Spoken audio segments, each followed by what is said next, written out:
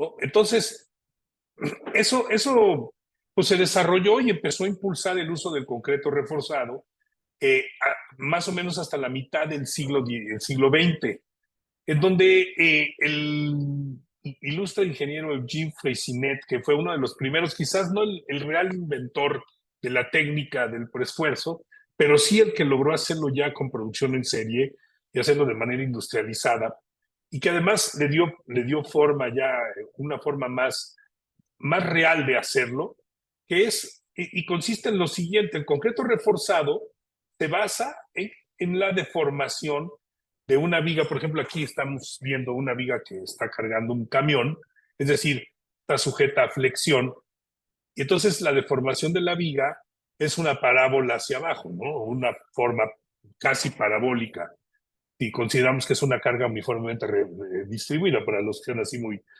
quisieran que fuéramos muy precisos, ¿no? Pero ¿qué le pasa a esa viga? Que al venir la deformación, existe un equilibrio de esfuerzos en la pieza, y tienes tú todas las fibras superiores, las que estoy señalando aquí, trabajando a compresión, porque se comprimen por el propio trabajo a flexión de la viga. Y las fibras inferiores trabajan a tensión, o sea, del eje neutro hacia abajo son esfuerzos de tensión que van aumentando y llegan al máximo en el extremo, ¿no? Y lo mismo sucede en compresión. Entonces, eso es una condición desventajosa para el concreto, y por lo que les decía, aquí se colocaron barras de acero para tomar esas fuerzas de tensión y que esas barras hicieran el refuerzo necesario. Lo que hizo el concreto preesforzado es que esas barras, en lugar de ser barras, son unos cables de preesfuerzos como estos, capaces de resistir una tensión. Entonces, el ingeniero Freycinet lo que hizo fue tensar estos cables, mantenerlos tensos como una liga que estiro. Cuando estiro la liga, bueno, pues obviamente la liga se reduce su diámetro y además se alarga, ¿no? Ese efecto ocurre en una liga de hule o en un cable de preesfuerzo. Eso lo llevo hasta rangos en donde no hago que fluya el acero, sino lo que se llama en el rango elástico. Entonces, logro yo hacer que ese cable disminuya su diámetro y se alargue, ¿no? Después cuelo el concreto a su alrededor.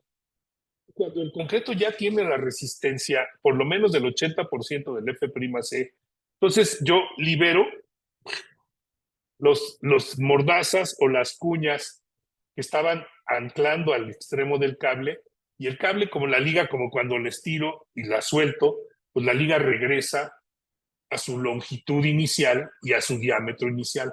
Nada más que aquí el cable, cuando intenta hacer eso, se encuentra con un concreto que lo está rodeando, que ese cable ya es un cable, digo, ese concreto ya tiene resistencia. Oigan, yo estoy señale y señale con mi mouse, pero se me hace que no se ve nada, ¿verdad? Porque creo que eres tú la que lo tiene que hacer, Carlita, pero bueno, No, sí, estoy en la segunda línea donde dice concreto preesforzado, ¿no? ya, Y ya se ve. abajo en el camioncito. ¿Ya ven el mío? No. No. Vemos un Entonces, cursor que está justo ahorita abajo del elemento preesforzado del lado derecho. sí, ese Ese es el de es. Carla. Sí, bueno, Ah, no, tú bueno. ayúdame, Carlita, no pasa Ok. nada. Entonces, ¿qué es lo que pasa? Que el cable de preesfuerzo, al intentar regresar a su longitud y su diámetro inicial y encontrarse con el concreto que ya tiene resistencia, lo que hace es que intenta entrar dentro de él y el concreto se lo impide.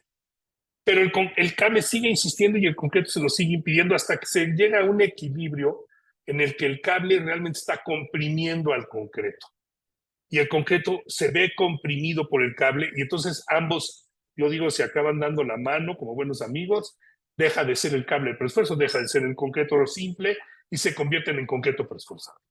Pero eso hace que el elemento ya no tenga una deformación como se ve en la figura del tráiler arriba a la derecha, y que va a estar sujeta a la corrosión, ¿no?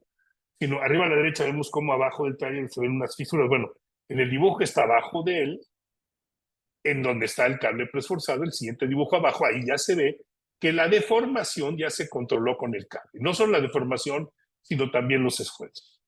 En los dibujos que siguen en el siguiente renglón, de izquierda a derecha, vamos a ver cómo se transforma la energía en este proceso.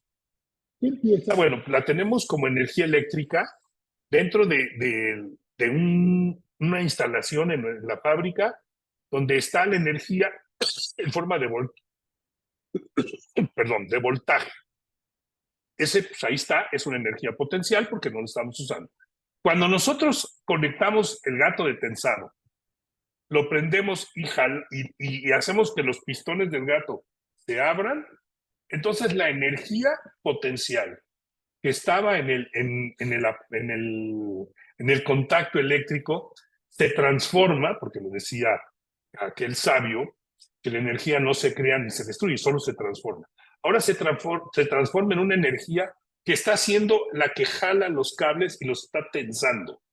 Pues ya la energía sirvió para tensar los cables. Si lo desconectamos, pues se acaba la fuente de energía y se suspende ya no habría esa energía para poder hacer el trabajo de tensar los cables, ¿no? Bueno, ya que están tensados, entonces ya se la pasó la energía del switch o de la instalación eléctrica, ahora ya está en los cables de preesfuerzo, como una energía potencial lista para ir a comprimir el concreto. Cuando hacemos eso, en el momento en que les liberamos de sus anclajes, los cables regresan y entonces esa energía que tienen se la transmiten al concreto. Y ese concreto recibe la compresión de los cables y se convierte en una energía de resistencia, ¿no? ¿Por qué? Porque está habilitando al concreto a través de la contraflecha que tiene, que es una muestra de que el elemento está recibiendo esfuerzos de compresión. Y señalas la parte inferior de la viga ASTO que está deformada ahí, por favor, Carlita. Ahí están los cables adentro de la viga comprimiendo al concreto, haciendo una energía de compresión que es una energía potencial para resistir el paso del camión. Entonces, qué hermoso es verlo así, porque entonces vemos cómo desde el apagador y la energía eléctrica que le pagamos a la Comisión Federal de Electricidad, ¿verdad? Celebramos ahora ya sus nuevos jefes, cómo es que avanza y se va hasta la viga, y la viga la va a usar para resistir las cargas, ¿no? ¿Qué tenemos? Bueno, pues tenemos que se va a ver un mejor desempeño estructural, porque el cable lo vamos a hacer que trabaje lo que nosotros queramos, es decir, lo que nosotros tensemos, la fuerza que hagamos de tensión es la que vamos a regresarle al concreto de compresión. Y en la cantidad adecuada, pues logramos equilibrar las fuerzas, ¿no? Eso permite que optimicemos las secciones, el menor peralte, mejor área. Los elementos prefabricados normalmente son muy esbeltos en cuanto al volumen de concreto, porque el preesfuerzo les ayuda a ser más eficientes. Es más durable y resistente al intemperismo porque controlamos las deformaciones. Los puentes en las carreteras mexicanas, está prescrito que no pueden tener esfuerzos de tensión porque el mantenimiento es muy complicado. Entonces, pues eso hace que tengan más durabilidad, no tienen procesos corrosivos, ¿no? Y además, pues el proceso industrializado, todo lo que menciona aquí, que se logra en un sistema industrializado, ¿no? Bueno, así en 5 minutos es el ABC de las soluciones. Aquí está la explicación de lo que es el concreto preesforzado. Adelante. Gracias. Bueno, pues vamos a ver cómo el concreto preesforzado nos invita a usar este sistema para para el sector inmobiliario industrial. En el 2023, pues fue detonante para esta industria, ya que se desarrollaron más de 350 proyectos industriales en diversos mercados mexicanos. Esto por la demanda de las compañías que deseaban trasladar sus centros de producción a México, ¿no? Esto es efecto del nearshoring, pues en nuestro país. En el 2023 se reportó que un total de 5.6 millones de metros cuadrados de naves industriales a construcción a nivel nacional, y las 3 ciudades con mayor actividad fueron la de Monterrey, Nuevo León, con 1.7 millones de metros cuadrados, Estado de México con 767,000 metros cuadrados y Saltillo, Coahuila, con 583,000 metros cuadrados. Bueno, nosotros tenemos tenemos centros de producción, los cuales tratamos de colocar o estar de manera estratégica para atender este crecimiento a nivel nacional, ¿no? En ITISA contamos con las oficinas corporativas aquí en Ciudad de México y 2 plantas fijas de producción en Tecámac y en Tlaxcala. Adicional, implementamos plantas móviles en Tijuana, en Nogales, en Cadereyta, Nuevo León, y bueno, nuestras 2 plantas matrices. Esto nos ayuda a ser más competitivos en cuestión de reducción de tiempos de costo de logística y transporte. Bueno, el reto para estos proyectos que representa, pues es el tiempo de edificación para los espacios industriales. Los sistemas prefabricados son la mejor opción para esta industria, ya que su velocidad de montaje es muy buena a comparación de otros sistemas, como en comparación al sistema tradicional. Mientras que, por ejemplo, el cliente o el desarrollador o el cliente final eh, hace hace las preparaciones de terracerías en obra. En planta nosotros hacemos la producción y fabricación de elementos de concreto. Por ejemplo, se permiten ahorros de recurso, por ejemplo, en mano de obra y tiempos durante la ejecución, ya que nosotros, mientras ellos hacen las terracerías y todos los preliminares, nosotros podemos ir elaborando y fabricando sus elementos ya hasta tener, no sé, por ejemplo, el 90%. Y ya en obra la ejecución es bastante rápida. Por ejemplo, podemos hablar de una comparativa de un programa tradicional a un prefabricado, más o menos un ahorro entre el 40 y el 35% de tiempo. Bueno, ¿qué elementos conforma el sistema DITISA o el sistema prefabricado? Pues nosotros tenemos elementos principales, manejamos las estructuras a base de marcos rígidos, como son las columnas, traves principales, traves secundarias y portantes, y sistema de largueros y también cimentaciones prefabricadas que van desde las cimentaciones aisladas y las zapatas corridas, que esta sirve como de contención para toda la nave, para todo el perímetro de la nave, y también en su caso si llegamos a requerir y a proponer muros perimetrales para fachada, pues se utilizan este tipo de zapatas corridas. Bueno, la cimentación prefabricada, como les comentaba, puede ir desde una zapata aislada, que son este tipo de zapata, y bueno, se prefabrican en planta, se hace la transportación, mientras que el cliente hace las terracerías y nivela su terreno y nos deja el terreno listo para recibir la cimentación. Viene el elemento en su transporte y la grúa lo coloca en su posición final. Posteriormente se hace el relleno del terreno, la adecuación del terreno, y queda la zapata totalmente, pues en su lugar, Confinada. confinada. Y posteriormente viene la columna con su perno de nivelación y se hace una conexión a base de grout o concreto expansivo.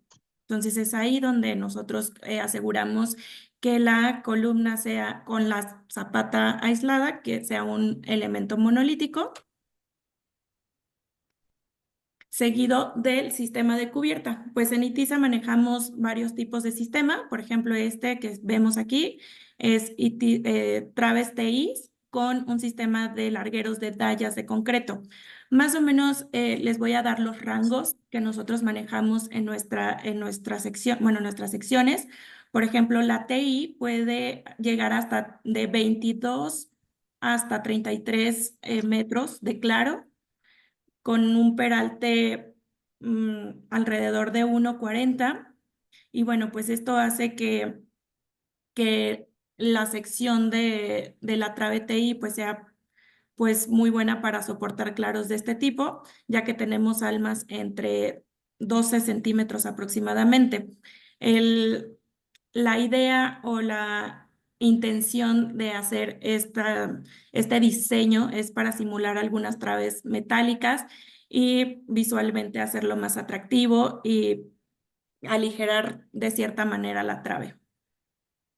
Nada más haría yo un comentario. La sección de la viga tiene muchas variaciones. Por ejemplo, en el extremo, al llegar a la columna, se hace más ancha. O sea, en la foto que vemos abajo a la derecha, se ve un arma más gruesa que la que hay en la zona de los agujeros. Claro, es porque la viga cambia de su espesor conforme se va acercando al apoyo, y eso facilita también que, bueno, no facilita, eso hace posible que la resistencia cortante también aumente en el extremo de la viga. Es decir, es una sección muy estudiada. Aquí una cosa que anotaría es que el concreto es un material que como vemos aquí, nos resuelve el 100% de la estructura, incluyendo la cimentación, cosa que le gana al acero, porque el acero, pues sí puede resolver una parte de la estructura, pero no puede resolver todo. Aquí y vamos a hablar al rato de los muros también. Entonces, por eso es una opción muy buena el prefabricado, porque se complementa y da el 100% de la solución a una nave industrial. Okay. Bueno, aquí vemos ejemplos del montaje de una trave TI, que es la trave principal que llevan las naves industriales. Todo el sistema, columnas, traves y su transportación. Aquí la versatilidad. Yo, como comentaba Gabriel, es un sistema que es versátil y se puede combinar con otros sistemas para la laminación y hacerlo muchísimo más atractivo, tanto en tiempo y costo. Y bueno, pues la solución se puede combinar, por ejemplo, con Polino Montén, la dalla de concreto, para hacer una propuesta totalmente integral en concreto, y con los joists. Esta es una alternativa, pues, que se puede valorar por el tema económico y por el tiempo de ejecución. Aquí vemos algunos ejemplos de naves totalmente desarrolladas con el sistema de concreto pretensado. Y bueno, aquí vemos diferentes tipos de trave, por ejemplo, la trave delta, que esta es una trave que alcanza hasta 30 metros de claro, y está conformada también con nervios de T, con largueros de nervios de T, y en este caso dallas de concreto. Bueno, también otro elemento importante que consideramos importante para el análisis para estos proyectos industriales son los muros precolados, que son muros que pueden ir de de largo de la fachada de la nave, como también pueden ir muros bajos hasta, no sé, 4 metros, 5 metros, y pueden ir colocados de manera horizontal y vertical. Digo, tienen diferentes comportamientos. Si va del largo de la nave, podemos ocupar los mismos marcos de la nave para apoyar nuestro muro. Hemos llegado hasta 19 metros de altura. Y, por ejemplo, si se ocupan de manera muros bajos, pues tendríamos que ocupar ahí una estructura secundaria para asegurar el soporte del muro. Y estos muros también pueden ir acompañados de un acabado integral, que puede ser granito expuesto a lavado de diferentes tonos. Puede ser de diferentes tonos claros. Aquí también vemos, bueno, la imagen nos muestra que los muros son versátiles y que pueden ser diseñados y fabricados ya con la arquitectura final, que considera vanos, huecos para instalaciones y puertas de acceso. Y bueno, las ventajas del muro, pues que tienen una producción industrializada y la calidad controlada, el menor acero de refuerzo, menor desperdicio de acero de pasivo, no dañan el piso del acabado final de la nave, y el procedimiento de montaje es muchísimo más ágil, ya que pues nosotros podemos ir cerrando la nave y algunos otros contratistas ir haciendo otra especialidad que sí subsecuente a la estructura. Bueno, aquí tenemos un videíto, espero que se pueda apreciar, sobre el montaje de estos muros. Estos muros, ¿me recuerdas más o menos la altura de estos muros? 1540. 1540. Y la ventaja es que son muros alveolares, es decir, con un casi 250 de ancho, 240, toda la altura del edificio, sin soportes intermedios. Puede ser una estructura de concreto, puede ser inclusive una estructura metálica, y van cubriendo área importante. O sea, cada muro de esos cubre casi 40 metros cuadrados. Y si un equipo de montaje como el que estamos viendo ahí, que lo forman 4 o 5 personas y 2 grúas, puede montar a lo mejor 8 muros en un día, ¿no? Entonces eso hace que sí sea un avance muy importante. Y estos muros pues son una verdadera opción cuando no se tienen muchos detalles de puertas y eso, sino que es un muro de cierre. Es ideal usar este tipo de elementos, ¿no? Porque además son grandes aislamientos térmico-acústicos que lo logras simplemente con los huecos que tiene el muro. Lo son porque aíslan, lo vuelven un mal conductor del calor, ¿no? Entonces no deja que el calor entre o escape, si es que estoy... Aquí en México, pues es más bien el calor de adentro hacia afuera, no digo de adentro, de afuera hacia adentro. O sea, son estructuras muy frescas y este muro pues puede durar en perfecto estado años y años y años, y como vemos es muy fácil de izar y además de conectar con la estructura, ¿no? Listo. Voy a ver el siguiente. Bueno, algunos de los beneficios de la estructura prefabricada. Bueno, eficiencia y tiempo en tiempo de construcción. Bueno, es un sistema industrializado, como ya lo comentamos, y es de calidad controlada. La estructura no requiere pintura de acabados, no requiere protección antifuego y eso representa que no haya costos adicionales. Es un sistema constructivo de manera que, bueno, que nos ayuda a cuidar el ambiente y es integral, ¿no? O sea, podemos tener desde nuestra cimentación, la estructura principal, la cubierta y los muros, y bueno, todo el perímetro, las fachadas y todos los laterales de los muros ya, bueno, como complemento de la estructura. Menores costos de mantenimiento, mayor durabilidad y agilidad en el montaje y menor cantidad de mano de obra. Esto se reduce ya que pues la cantidad mayor de mano de obra que tenemos es en planta. Aquí hablamos un poco de sostenibilidad y responsabilidad social. Bueno, pues nosotros aquí combinamos un poco el tema de las plantas y de la relocalización de nuestras plantas a donde se encuentran los desarrollos industriales. Esto lo que vimos hace un momento al inicio de la charla, donde ITISA coloca plantas móviles donde ha analizado el mercado donde va a haber un desarrollo importante del sector industrial, entonces así reducimos el tema del transporte y la huella de carbono. Aparte que estas estructuras, pues podemos contar con puntos LEED, que pues le da cierto nivel al desarrollo que se esté ejecutando. Y bueno, pues también ayuda a minorar el tema de contaminación visual y auditiva alrededor de la obra.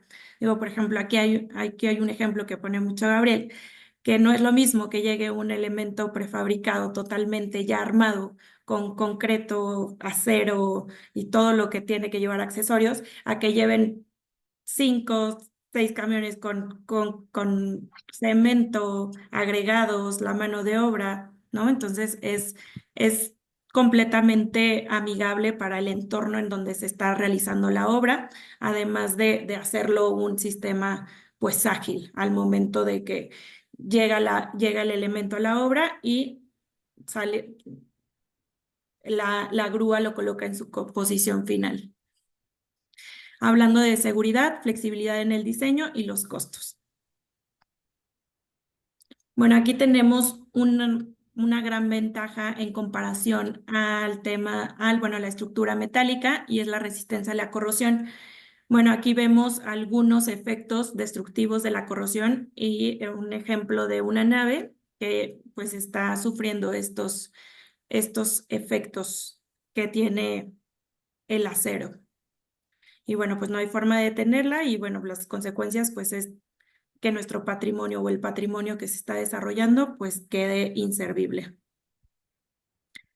Y otro ejemplo que podemos hacer con comparación es que, por ejemplo, el concreto es resistente, el concreto prefabricado o este sistema prefabricado es resistente por lo menos 3 horas al fuego directo. En esta nave, esto es un ejemplo donde esta nave está sometida a fuego durante 5 horas. Digo, más o menos se calcula que pudo llegar al menos a los 660 grados por por lo que se encontró en el dictamen, y la nave sigue en pie totalmente, ¿no? Este es un ejemplo de una nave prefabricada. Me parece que es una nave para bueno, que es Una almacenaba textilera. textiles, y bueno, Ujú. pues creo que los daños fueron menores. Hubo que cambiar, creo que 2 Una muros dalla. de nave, ¿no? O algo así, sí. Una dalla y 2 muros. Sí, digo, para toda la estructura haber subido a los 600 grados. Y luego, ¿saben qué? ¿Cuál es el comentario que yo haría? La reposición de la estructura, pues me vas a decir, oye, pues la paga el seguro y ya, pues digo, no va a implicar mayor cosa, pero no es eso, sino que cuando la estructura se destruye, se van a destruir también los contenidos y nos vamos a quedar como industriales, nos vamos a quedar sin poder operar hasta que la nave se vuelva a construir otra vez por completo. Entonces nos saca completamente del mercado 7, 8 meses. Cuando es una nave que es inmune o inerte al fuego, no me voy a quedar fuera del mercado. O sea, sí voy a tener que hacer una reparación en una zona, pero pues nada más es eso y ya. Esta nave a los 45 días ya está operando otra vez completamente normal, ¿no? Entonces, ese regreso más rápido a la vida normal dentro del edificio, más allá de la salvaguarda de vidas y todo. Lo que pasa es que en los incendios, normalmente la gente puede salir del inmueble y salvar su vida, ¿no? Y los contenidos, pues, como bien se dice, pues están protegidos por pólizas de seguro y ya, se vuelve un bien reparable, ¿no? Pero nadie se pone a pensar en el costo de volver a estar operando normalmente, porque eso sí vale muchos millones de pesos. Y más en una nave grande y más en una nave de altos contenidos o de procesos industriales muy sofisticados, ¿no? Por ejemplo, en este caso, si es una textilera que surte a una parte de la República, pues esa empresa se ve en un problema serio cuando se queda sin poder surtir eso, ¿verdad? Entonces, yo creo que ahí es donde está en estos costos que no son directamente el producto, sino los costos consecuenciales de un incendio, es donde se ve verdaderamente los beneficios de un sistema que me proteja a mí y no se destruya con un evento que lo vemos todas las semanas, digo yo, no sé, y eso que yo no soy muy de ver noticieros, pero tiro por viaje, si ve uno un media hora diaria las noticias, seguro aparece un incendio una vez por semana, 2 veces por semana, seguro, ¿no? Entonces yo creo que es un sistema que por lo menos debe subir a la tabla de comparación de las soluciones, y creo que cuando se hace eso seriamente, 4 de cada 5 veces se va a escoger el sistema como el sistema idóneo, ¿no? Y lo que sí es cierto es que el que lo hace una vez, lo sigue haciendo de por vida. No, casi todos los clientes que nosotros hemos conseguido hacerles una nave de concreto, no volvieron más a hacerla de acero ya. Adelante. Bueno, casos de éxito, bueno, les voy a presentar algunas naves que se han desarrollado con el sistema prefabricado. Esta nave es nave Tultepec, se encuentra en el Estado de México y más o menos aproximadamente tiene 7,000 metros cuadrados. Igual, se hizo desde la estructura principal, que consta de columnas, traves principales y muros perimetrales, y también se hace perdón, la cubierta de qué es, perdón, no alcanzo a ver. Lámina. Es lámina, ¿verdad? Lámina con aislamiento acústico térmico. Ok. Nave Guadalupe se encuentra en Monterrey, tiene un área aproximada de 36,000 metros cuadrados. Esta nave está con traves TI, con claros de 22 metros, me parece, con muros en en todo el largo de la fachada. Esta se desarrolló en el 2023, me parece. Y casos de éxito, por ejemplo, nave Jugos del Valle, que ganó el premio ANIPAC en 2017. Es una nave que tiene bueno, unos claros importantes. Tiene claros de 40 por 20 metros y, bueno, se utiliza una trave TI con largueros de nervio de T de aproximadamente 14 metros. 20 metros, 20 metros. 20 metros, perdón, 20 metros, sí, ya que los claros son de 40 por 20. Igual es el complemento de la columna, trave principal, largueros de concreto, la cubierta es lámina y con muros de prefabricados. Tiene una superficie construida de 25,000 metros cuadrados. En Nave Cedros Jalisco se encuentra en el Estado de México y tiene una superficie Jalisco está construida. en Guadalajara. No, Este es un parque bonito porque Cedros Jalisco, la nave es tan cálida, su aspecto, que OmniLife, que era el que la rentaba, pues pudo usarlo como salón de eventos. Aparte, la gran separación de los claros, o sea, de las columnas, lograban claros también aptos para colocar pues este tipo de arreglos y darle esta utilidad al edificio, ¿no? Entonces, bueno, también cabe señalar eso, que es interesante, ¿no? sí, aquí. Y Cedros es una marca que hizo parques en el Estado de México, en Jalisco, como este caso, en Guadalajara, en el Estado de México, pues en varios lados, en Tultitlán, en Tepoztlán, en Cuautitlán y también en Chalco, ¿no? Entonces, ya ven que el Estado de México, pues es, como decía aquella vieja canción, rodeando al Distrito Federal, ¿no? Entonces, se tienen diferentes economías, diferentes tipos de usos, diferentes suelos, y todos fueron solucionados de forma adecuada y competitiva, ¿no? Adelante. Bueno, también dentro de Permiso. los edificios o sistemas industriales tenemos los edificios de proceso. Por ejemplo, esta es una fábrica de papel, la papelera en Ciudad Sagún.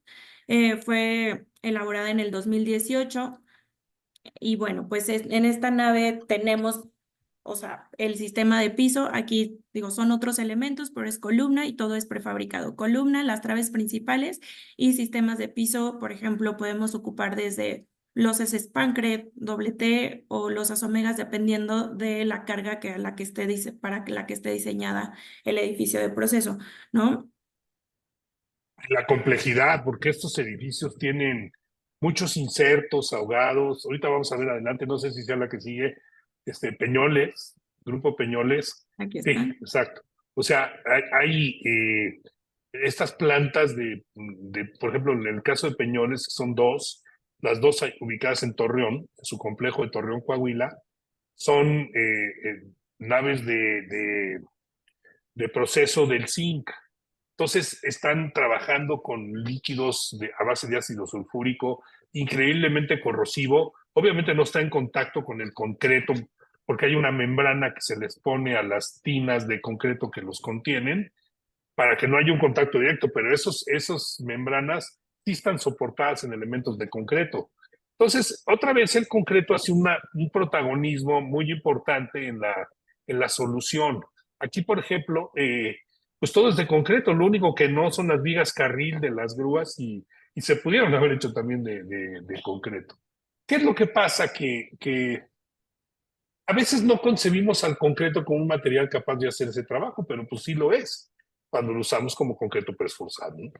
Adelante, porque se nos va el tiempo. Sí, aquí como lo comentabas, Es lo es mismo, ya está. lo O sea, mismo con las celdas, ¿no? Con las celdas prefabricadas igual de concreto, ¿no? Parque Industrial Norte.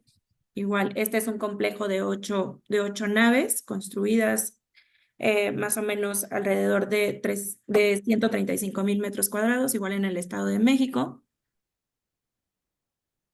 Y aquí el complemento de Parque de Cedros. Y bueno, pues todo esto bajo, bueno, la calidad que requiere y la supervisión que requiere el sistema prefabricado. Nos contamos con un laboratorio que está acreditado por la EMA. También nos basamos en los reglamentos del ACI y el PCI para calcular todos nuestros elementos.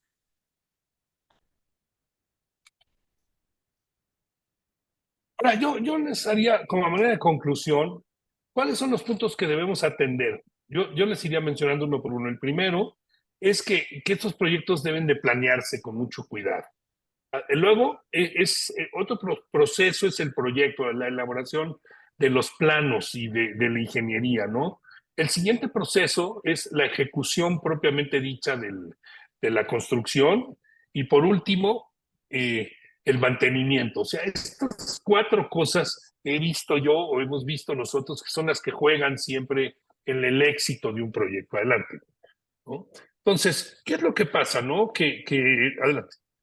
Si nosotros hablamos de planeación, es porque necesitamos que lograr que se eliminen los defectos. Eso es el efecto, valga el juego de palabras, el efecto de la planeación más importante es eliminar los defectos. Ahora, el siguiente proceso, que es el proyecto, lo que consigue es optimizar los costos, porque hay tiempo de revisar, de buscar, de hacer que las cosas queden bien, ¿no? Entonces, una de las cosas más importantes que logramos con un buen proyecto es optimizar los costos.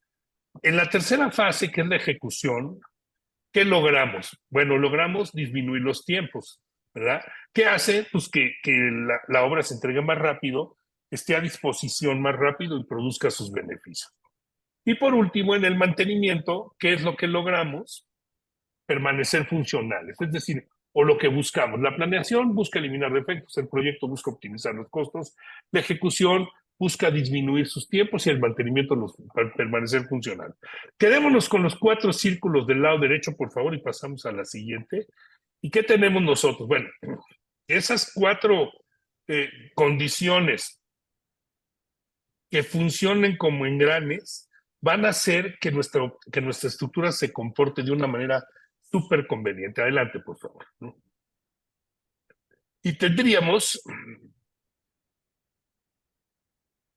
estas sí que para ponérmelas todas. O sea, estas 4 cosas, el prefabricado las logra. ¿Por qué? Miren, por ejemplo, hablando de eliminar defectos, que venía del proceso de planeación, si lo recordamos. El prefabricado se anticipa, es decir, se fabrica antes de necesitarse en una planta, ¿no? Adelante. Después se predetermina, es decir, antes de necesitarlo ya lo tenemos listo y fijo. Y además se revisa previamente, porque el elemento sale de su línea de producción y ya está listo y aún está en la planta. Entonces se puede revisar que no tenga defectos, que esté en buen estado, que el concreto haya cumplido con la resistencia a 28 días, etcétera, ¿no? Se optimizan los costos. ¿Por qué? Porque se controla el ambiente de trabajo, porque se economizan los recursos y finalmente porque se produce en serie, es decir, logramos una economía de escala en el prefabricado. Por eso es que logras este objetivo, ¿no? Disminuir los tiempos, evitamos las rutas críticas. ¿Cómo se evitan las rutas críticas? Bueno, pues simplemente porque nosotros estamos haciendo en la planta en lugar de en la obra. Entonces, no tenemos que esperar hasta que se concluya la excavación, por ejemplo, para hacer las zapatas. Podemos fabricarlas antes. Y entonces, en lugar de llegar y una vez que concluya la excavación, nosotros hacer la colocación de la cimbra, bueno, primero el acero, luego la cimbra y luego colar, lo único que hacemos es colocar la zapata prefabricada. Pues en un día de trabajo, una brigada de un operador de grúa con su grúa y 3 personas puede colocar 5 o 6 zapatas. A ver si eso mismo pueden hacer esas mismas personas haciendo acero, cimbra y concreto. Es imposible, ¿no? Es decir, cambiamos el verbo, ¿no? Cambiamos el verbo montar en lugar de cimbrar y colar. Y además podemos abrir varios frentes. Y por último, ¿por qué hace que permanezca funcional la obra? Porque se mejora la calidad de origen. Es decir, en la planta se logra un mejor resultado. Aparte es una estructura que es antifuego, como ya se mencionó, y aislante térmico-acústica. Entonces seguirá siendo una estructura funcionalmente mejor. Y además es resiliente de origen, es decir, su naturaleza es ser resiliente. Por todas estas condiciones es capaz de vivir en el tiempo de mejor manera que una estructura con el sistema tradicional. Entonces, otra vez los engranitos funcionan todos juntos para lograr estos resultados, que es lo que buscamos siempre, una mayor TIR, la tasa interna de retorno, la mayor satisfacción del usuario, porque obviamente cuando tienes mayor tasa de retorno, menor mantenimiento, permaneces funcional, pues tu cliente está más contento, ¿no? Trasciendes y eres más resiliente. Hoy en día que es importante la resiliencia como algo que sobrevive a todas las catarsis que hay, sismos y vientos, y que nos están todo el tiempo agobiando. Bueno, pues estas estructuras, esto es lo que son, ¿no? Bueno, pues estamos sobre el tiempo.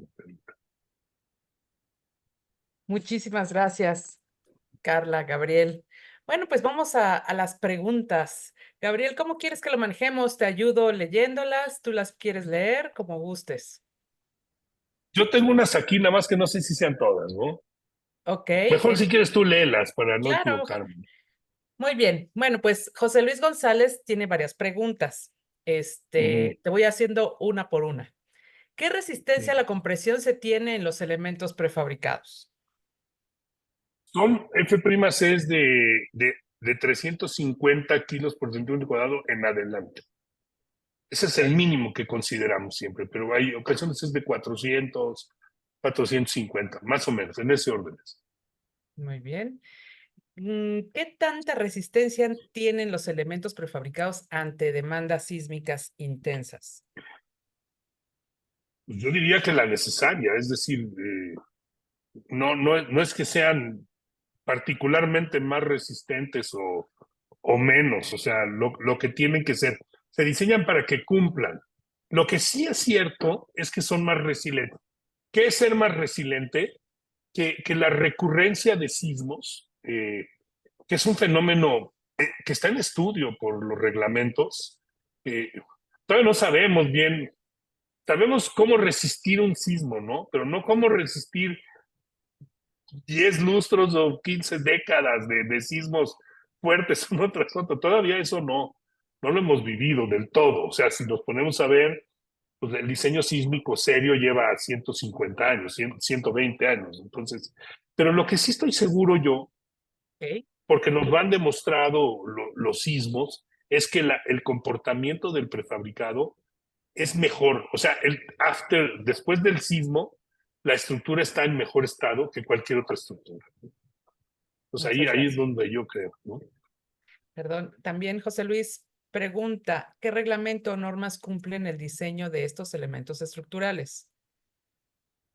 Las mencionabas, ¿no, Carlita? El PCI, el ACI, el FBI, no, ese no. El A6. O sea, cumple también con las normas técnicas complementarias de la Ciudad de México, el reglamento de condiciones para la Ciudad de México, y ya cumpliendo eso, pues bueno, ya no sé si algún otro en el país se exige más.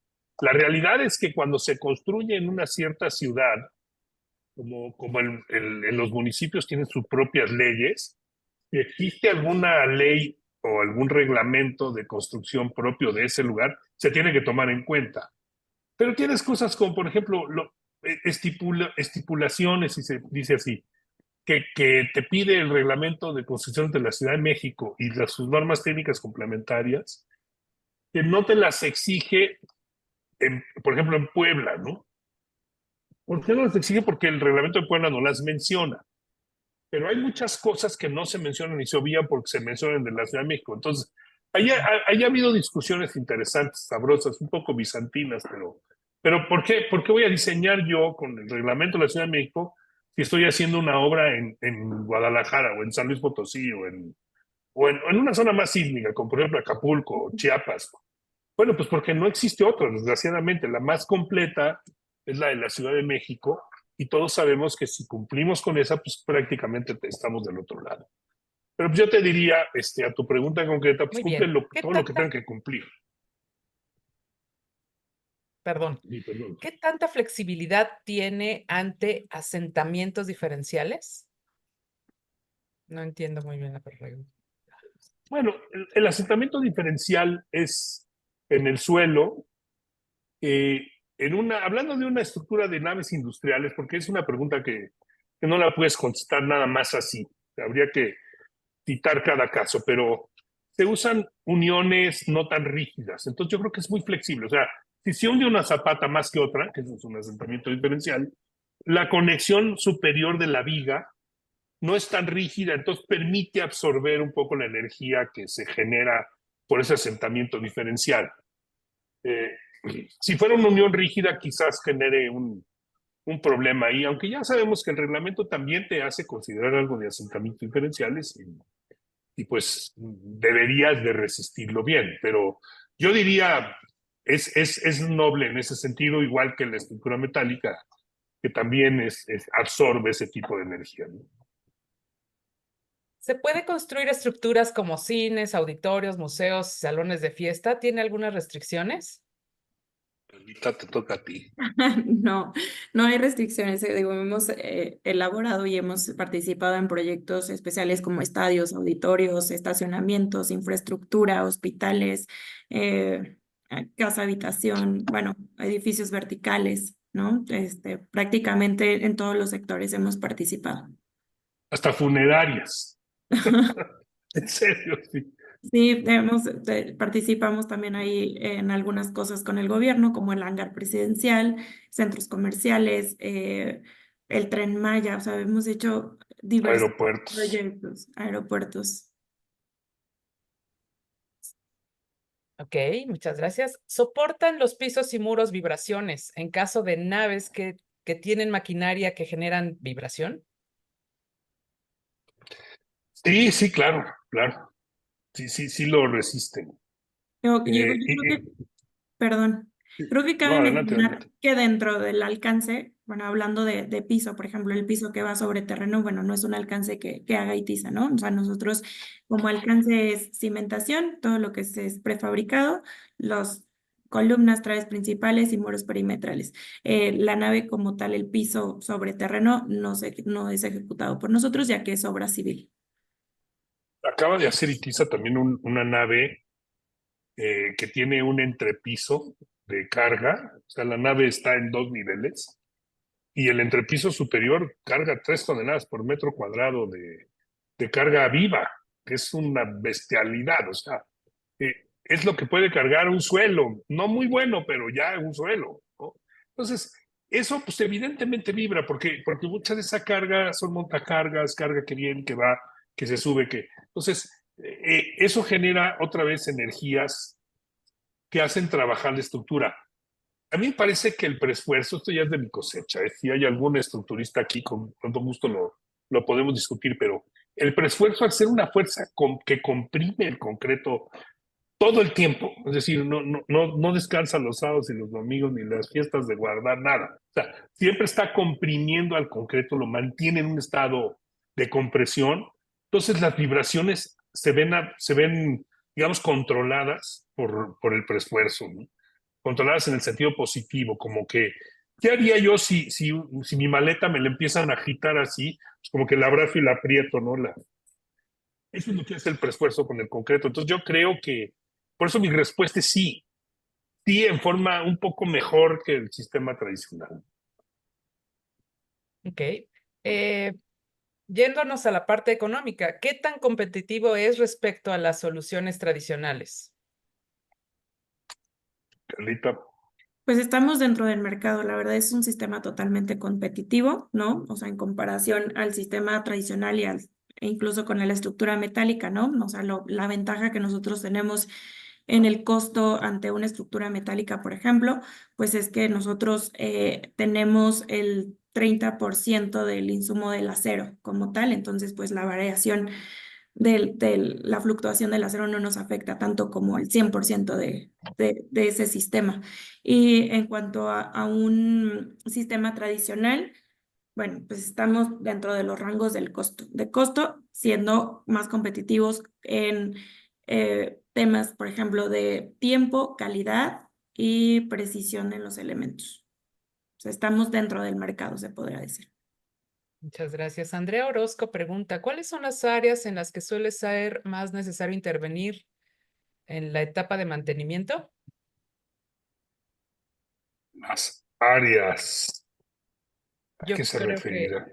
eh, se ha de O sea, referir que si ¿qué requiere partes? mantenimiento, ¿no? Pero yo creo que sí, o sea, digo, tampoco es que te diga que no le vas a hacer nunca nada. El otro día yo tuve oportunidad, estuve en Aguascalientes y fui a ver un centro comercial que me tocó participar en su construcción hace 32 años, en 1992. Después de Cristo ya, después de Cristo, pero en 1992, hace 32 años. La verdad es que estaba impecable. O sea, el edificio es un centro comercial que tiene unos sótanos y luego locales y tiendas comerciales así, en los 2 o 3 niveles que sobresalen de la banqueta, ¿no?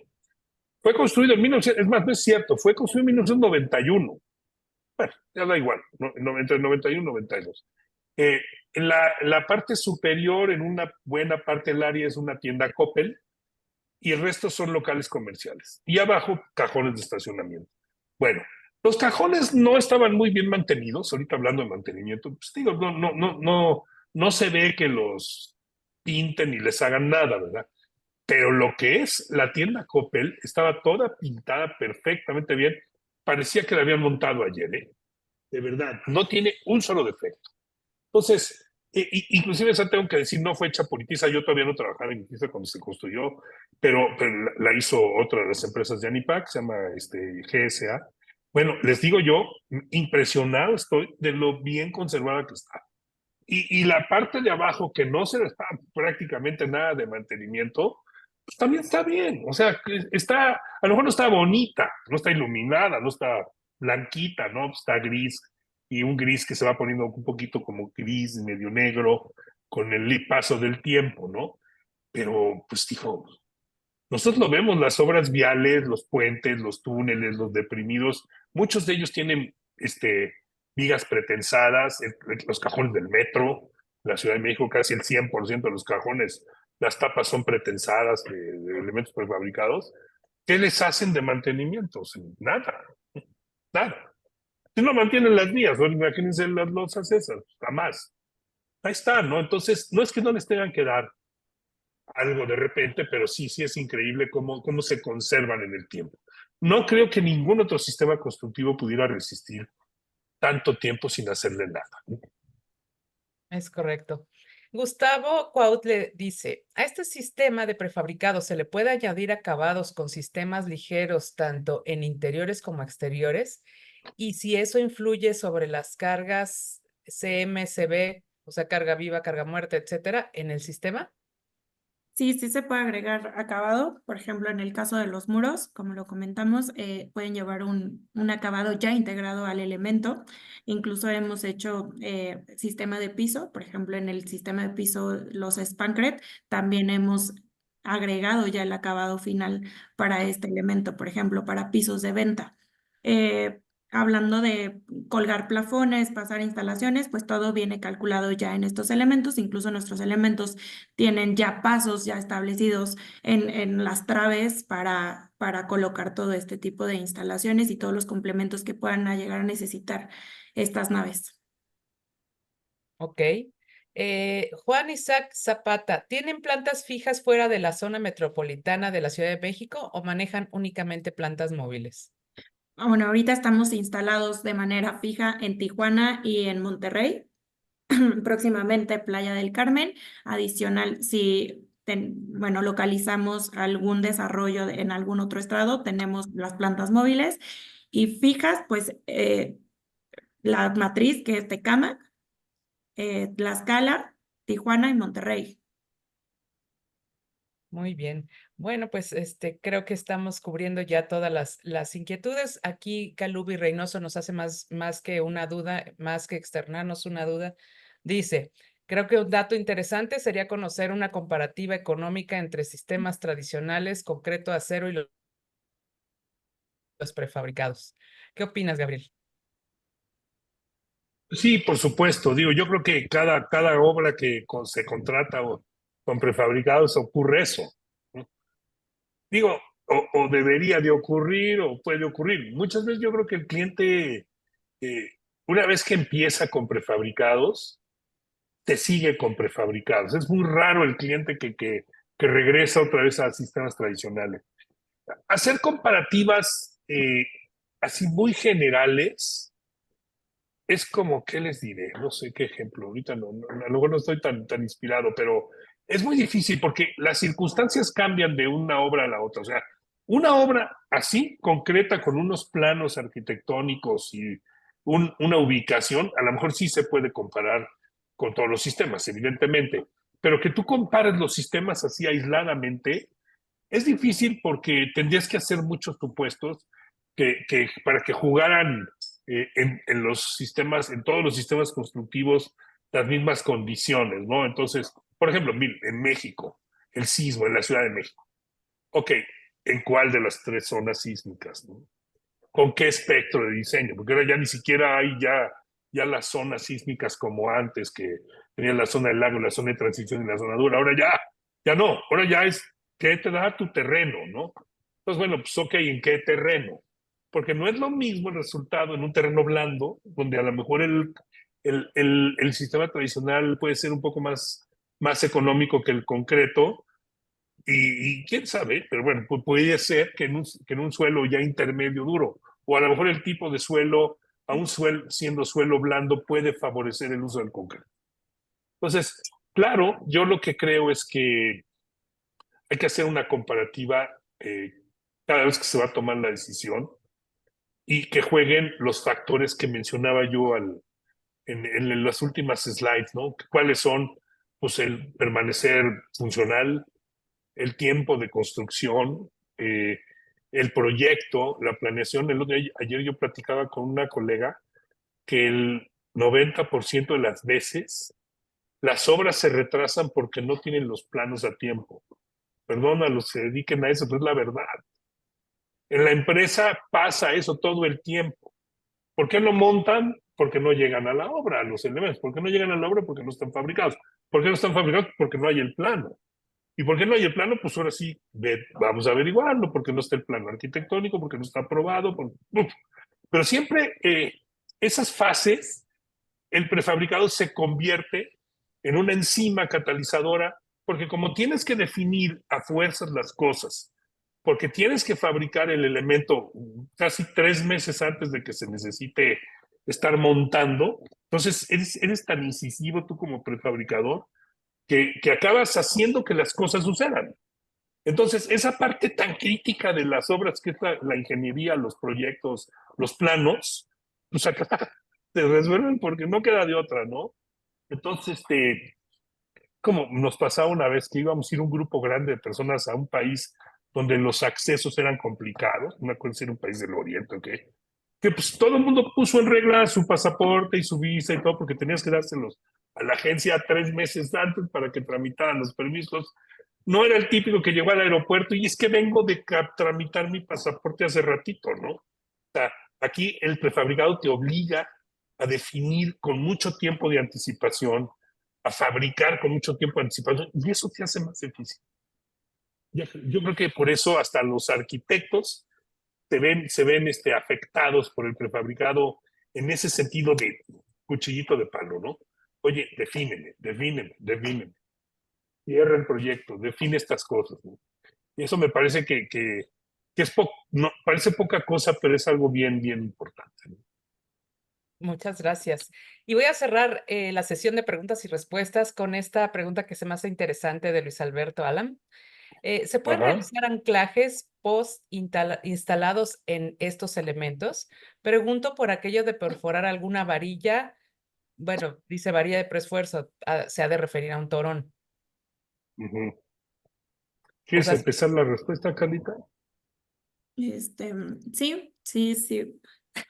Sí, bueno, o sea, una de las ventajas es la adaptabilidad y la versatilidad del elemento.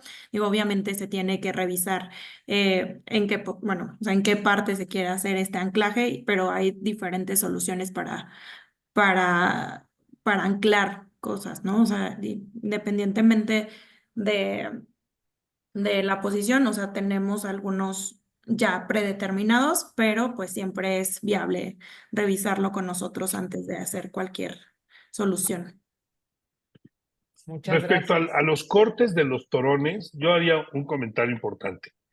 Hay dos modalidades de aplicar el preesfuerzo. Uno es pretensado y otro es posttensado. El pretensado tensa primero y luego cuela. Por lo tanto, el torón se queda ahogado en el concreto y ya está ahí, ya le transmite su tensión a través de la adherencia. Comprime al concreto adhiriéndose a él. En cambio, el post-tensado no, ahí primero cuelas y luego tensas, por eso es post-tensado. Y cómo transmite la compresión a través de los anclajes que están en los extremos, pues aprieta los anclajes y eso comprime al concreto. ¿Qué es lo que pasa? Que si yo quiero hacer un hueco en una losa pretensada, lo puedo hacer aunque corte el torón. ¿Por qué? Pues porque lo que va a pasar es que el torón en esa zona se pierde, pero más adelante y antes de, pues, sigue adherido, sigue trabajando, tiene una pequeña reacomodo, pero sigue siendo así. Y miren, la losa alveolar se cuela una cama de 200 metros de largo y los anclajes del torón están en los dos extremos, se transmite como si fuera una gran losota de 200 metros y luego se corta en rebanadas. O sea, más ejemplo que eso, pues no, pues no hay. En cambio, el torón post-tensado, que es igualmente eficaz, o sea, como eficacia del sistema lo es. Pero ¿qué es lo que pasa? Que si yo lo corto del centro, pues dejo sin anclaje. Ahora sí, porque es la liga que todavía está tensa. Entonces, si yo hago un hueco para pasar un elevador, una escalera o un tubo de agua y corto un torón, pues ese sí se pierde toda la longitud, porque no está adherido al concreto. Si se hubiera adherido, pues no lo hubiera podido tensar después de colar. Pues nada más hay que tener presente eso. Si voy a usar una losa post-tensada, tengo que dejar bien claro dónde van a ser mis agujeros desde el principio, ¿no? Si voy a usar una losa pretensada, es deseable que también, pero se puede hacer después. No sé si contestamos. Sí, yo creo que sí, ¿verdad? Sí, muy bien. Muchísimas gracias, Carla y Gabriel. Y bueno, antes de irnos, 2 avisos rápidos. Tomen en cuenta nuestra siguiente sesión. La última sesión del curso ABC va a ser el jueves 17 de octubre. Ahora el que va a exponer es el arquitecto Rafael Barona Coglán, de FAPRESA, y va a presentar un proyecto, evidentemente, de fachada, que es el Hospital de Nutrición. En esa plática nos vamos a enfocar ahora a las fachadas prefabricadas y también comentarles, si me dan oportunidad de compartir una cosa, fíjense que estamos apoyando al SMIE en la difusión de un concurso, el tercer concurso de prefabricados de concreto. Déjenme comparto, aquí estoy. Se los mandé igualmente por el chat. Es un concurso dedicado a ustedes, los estudiantes. Es un concurso en su versión light de lo que venía siendo Rompiendo Paradigmas. Y quisimos hacer una versión mucho más sencilla, así que en el sitio de la SMIE, donde está promoviendo actualmente su congreso, está la información de este concurso. A los que estén interesados ahorita se los mandamos también el PDF con toda la información de las bases, a quién va dirigido, pero les platico. Es un concurso que se cierra las inscripciones el 6 de septiembre. Al otro día, que es sábado, les damos un curso y ustedes tienen que diseñar una trave para una nave industrial o una sección, un elemento para una nave industrial, siguiendo con el tema del nearshoring. Y bueno, pues es personal. Antes lo hacíamos por equipos, ahora es personal. Está dirigido a las carreras de ingeniería civil y construcción. Y pues en ANIPAC también pueden bajar la información. Le voy a pedir a Pame que les envíe por correo la información de todo de este concurso por si gustan inscribirse. La inscripción es directamente al SMIE. El ACI, ANIPAC y ANIVIP participamos como organismos de apoyo. Así que, de mi parte, muchas gracias. ¿Algo más que agregar, Pamelita? No, Leti, nada más. Yo les envío toda la información por correo y esperamos que nos acompañen. Ok. Gabriel, ¿algún mensaje final? Muchas gracias por estar aquí. Se los apreciamos mucho. Ojalá haya sido de su interés. Carla, ¿un mensaje a todos? Muchísimas gracias a todos. Pues estamos a sus órdenes. Muchas gracias, Itisa, por su invaluable participación. Bueno, buenas tardes. Nos vemos. Bye bye.